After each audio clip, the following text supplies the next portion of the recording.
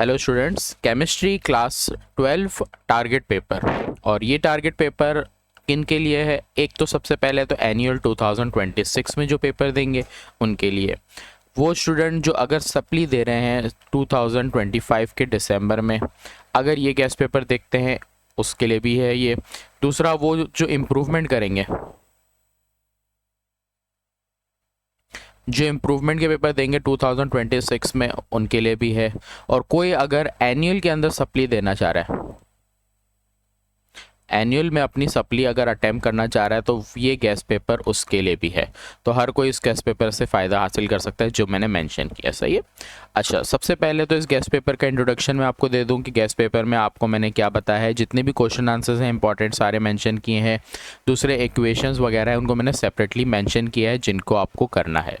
तो इस guest paper को ऑब्टेन करने के लिए आप मेरी वेबसाइट पे जा सकते हो mastercoachingcenter.com।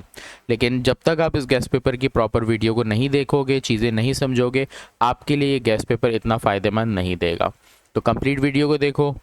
वीडियो देखने से पहले मेरे चैनल पे न्यू है, यूट्यूब पे सब्सक्राइब ज़रूर करो। तो चैनल का लिंक भी आ रहा है, कम्युनिटी का लिंक आ रहा है, इसको ज्वाइन करो। व्हाट्सएप पे कम्युनिटी ज्वाइन करने से आपको नोट्स की अपडेट, गेस्ट पेपर की अपडेट दूसरे सब्जेक्ट की मिल जाती है। सही। तो शुरू करते हैं ऑर्गेनिक केमिस्ट्री के चैप्टर नंबर 1 में, सॉरी इनऑर्गेनिक। ठीक है,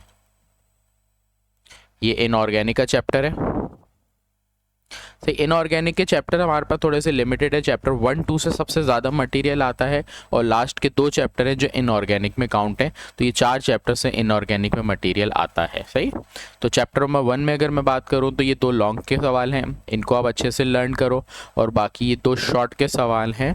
डायगोनल रिलेशन को आप अच्छे से याद करोगे कि डायगोनल रिलेशन क्या होता है, और इसके मेंशन है पेयर ऑफ डायगोनल रिलेशंस, उनको अच्छे से कॉन्सेप्ट करो कि ये बहुत इंपॉर्टेंट सवाल है। कास्टिक सोडा, सही, कैस्नर केलर प्रोसेस, कभी एग्जाम में कास्टिक सोडा लिखता है, कभी नाम लिखता है NaOH, कभी कैस्नर केलर प्रोसेस लिखता है। सही। विद डायग्राम आपने करना है। एग्जाम में ये सवाल शॉर्ट या लॉन्ग दोनों में दिया जा सकता है। सही। चैप्टर नंबर 2 की बात करते हैं। चैप्टर नंबर 2 में हमारे पास जो है वो कुछ इंपॉर्टेंट सवाल में से सबसे पहले तो लॉन्ग का सवाल है मेटलर्जी। ये पूरा प्रोसेस है मेटलर्जी, और पूरा जो इसका कंप्लीट प्रोसेस है ये आपने पूरा कंप्लीट करना है अगर आपने अच्छे से इस टॉपिक को कवर करना है, क्योंकि ये मोस्ट इंपॉर्टेंट टॉपिक में से एक है। सही। तो आप इस चैप्टर को बहुत अच्छे से कंप्लीट करोगे तो ये चैप्टर का ये टॉपिक सबसे ज़्यादा इंपॉर्टेंट है। बाकी जितने भी टॉपिक है शॉर्ट नोट है या शॉर्ट सवालों में जाएंगे। चैप्टर 3 से आपके ऑर्गेनिक पार्ट शुरू हो जाते हैं। चैप्टर 3 में खासा कुछ मुश्किल कोई भी सवाल नहीं है। जितने भी सवाल है लर्निंग सवाल हैं, ये सारे आपने करने हैं। चैप्टर 5 की बात करें तो चैप्टर 5 में हमारे पास मॉलिक्यूलर ऑर्बिटल थ्योरी है, इथाइन, बेंजीन। इसके अलावा अदर भी आप प्रैक्टिस कर सकते हो, जैसे इथेन है, एक इथेन है, फिर इथीन है। तो इनमें से भी एग्जाम में आ सकते हैं, लेकिन जो इंपॉर्टेंट है मैंने वो लिखे हैं। फिर अगर मैं बात करूँ, ये डेफिनेशन है मार्गोनेफ रूल, ये बहुत इंपॉर्टेंट है इसकी एग्जांपल के साथ। स्टेप वाइज रिएक्शन है, nitration, acylation, benzene, chlorination, methane, ये बहुत इंपॉर्टेंट है। क्लोरिनेशन रिएक्शन काफ़ी दफ़ा आया है। बेंजीन के जो रिएक्शंस हैं ये बहुत इंपॉर्टेंट है, ये आप अच्छे से करोगे क्योंकि ये सवाल शॉर्ट में देता है। फिर आइसोमेरिज्म है, इसके टाइप्स हैं। एग्जाम में आइसोमेरिज्म के साथ कोई भी एक टाइप या कोई भी एक से ज़्यादा टाइप आपसे एग्जाम में पूछता है, इसलिए आप कंप्लीट टॉपिक अच्छे से करोगे। चैप्टर 6 बड़ा चैप्टर नहीं है, लेकिन अगर इस चैप्टर की बात करें तो मोस्ट इंपॉर्टेंट लॉन्ग में आने के लिए है SN1 और SN2 रिएक्शन। बाकी जितने भी टॉपिक है शॉर्ट के लिए इंपॉर्टेंट है।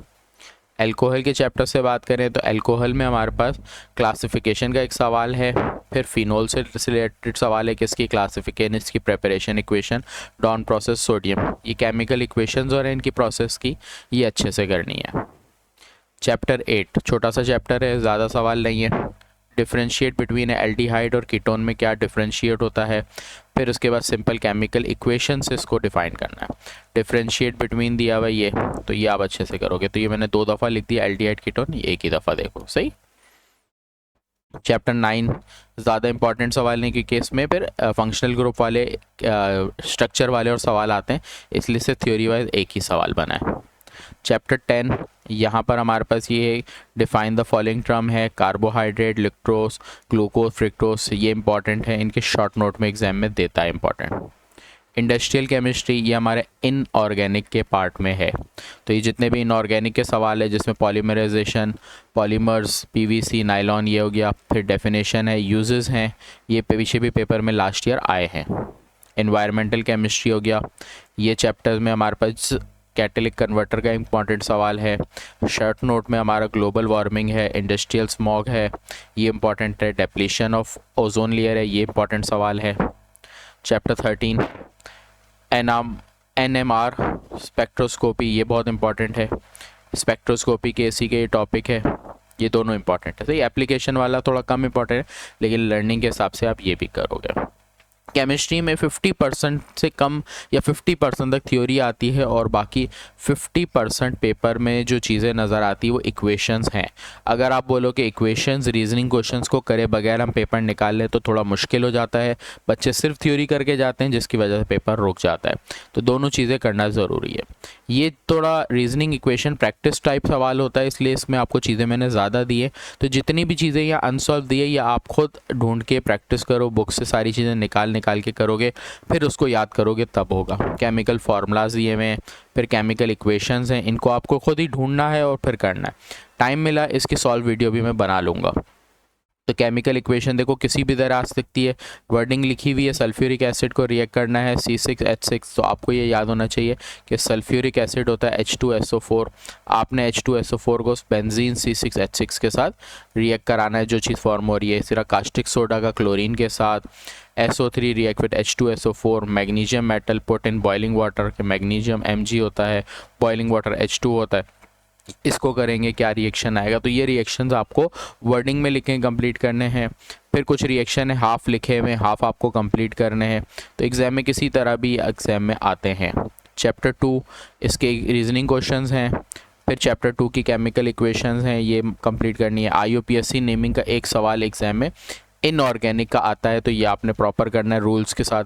इसकी भी एक वीडियो मेरी बनी हुई है चैनल पे। फिर अगर चैप्टर 4 की बात करें तो नोमेनक्लेचर है, किस तरह से करना है। चैप्टर 4 के नोमेनक्लेचर हैं, इसके फॉर्मूले लिखे आते हैं, आपको स्ट्रक्चर बनाने को देता है। चैप्टर 5 में है, चैप्टर 5 में ये सारी चीज़ें केमिकल इक्वेशंस वगैरह हैं, केमिकल बैलेंस इक्वेशन। फिर इनसे क्या होता है कि ortho para Meta directing, how will you prepared, इनमें से क्या चीज़ किस तरह प्रिपेयर्ड होती है। इनमें डिस्टिंग्विश के सवाल है केमिकल टेस्ट के साथ, पीछे भी एक एसिटिक एल्डिहाइड और कीटोन का था उसमें। केमिकल रिएक्शंस फिर आगे फर्दर, फिर रीजंस हैं। केमिकल इक्वेशन बहुत ज़्यादा इसीलिए दी है कि एग्ज़ाम में कोई भी आ सकता है, प्रेडिक्ट नहीं किए जा सकते, इसलिए आप जितनी ज़्यादा प्रैक्टिस लिखोगे पहले फिर इसको याद करोगे तो आपको बेनिफिट होगा पेपर में। वरना अदरवाइज़ ये एग्ज़ाम में आप बोलो कि कुछ चंद आप इक्वेशन कर लो और पेपर निकल जाए, तो ऐसा नहीं हो सकता। फिर इसी तरह ये है बैलेंस द इक्वेशन। तो ये चैप्टर नंबर आपको 8 तक की जितनी भी इक्वेशन 9 तक की थी सारी प्रैक्टिस के लिए दी है। सही, इस गैप्स पेपर की आप PDF ऑब्टेन करो, PDF को प्रिंट कराओ या इसको आप अपने पास लिखते जाओ, दोनों में से कोई भी एक चीज़ करो, तब जाके आपका एग्ज़ाम में केमिस्ट्री का पेपर अच्छा होगा। क्योंकि केमिस्ट्री एक मुश्किल सब्जेक्ट है जो बच्चों का अटक जाता है, क्योंकि वो सिर्फ और सिर्फ थ्योरी पे कर लेते हैं और वो भी बहुत ऐसी चीज़ें जो इंपॉर्टेंट कम होती है। वो समझते हैं कि जो आसान चीज़ें वो कर लें और पेपर निकल जाए, तो इस तरह से नहीं होता।